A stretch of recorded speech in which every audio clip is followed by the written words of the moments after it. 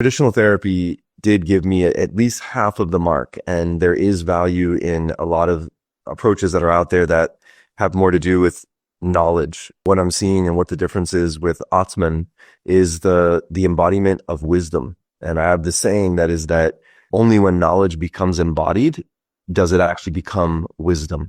And so a lot of the pursuits that I see a lot of people taking that are from the more traditional approaches are helpful, and I fully support them, including cognitive behavioral therapy, dialectical behavior therapy. There's many approaches out there. Why I say they only gave me half of the equation is because they're still very much left brain approaches to self-understanding and transformation. What I mean by left brain is that they are still very cognitive. In fact, most of them have some kind of that in their name or their title. And what it means is that I am trying to be a mind controlling my matter.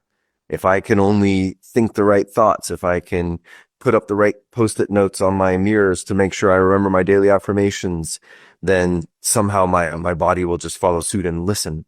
And there is some level of that, but even that which is achieved in that way from pure discipline or mind over matter, I would argue is not a bihemispheric brain, is not an integrated way of existing, because our right brain, which is not just art, creativity, and music, our right brain is really the beingness of who we are. It's the part of us. Some would call this a soul. Some would call it a being. Some would call it just the state of being present. But we're having experiences, and all these experiences come through the vehicle of our body.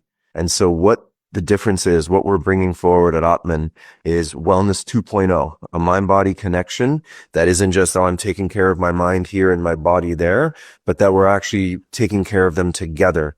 And what that looks like is much more focused on this phenomenon of embodiment. As I mentioned a minute ago, that half of the puzzle is I have all the knowledge. I understand what happened to me in my childhood and why I made the choices I made, and I could probably even have some compassion for that.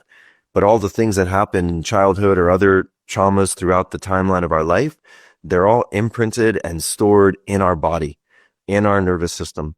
And those impulses, if they're not sequenced or released, then we end up in dysfunctional behavior patterns. We end up creating suffering for ourselves.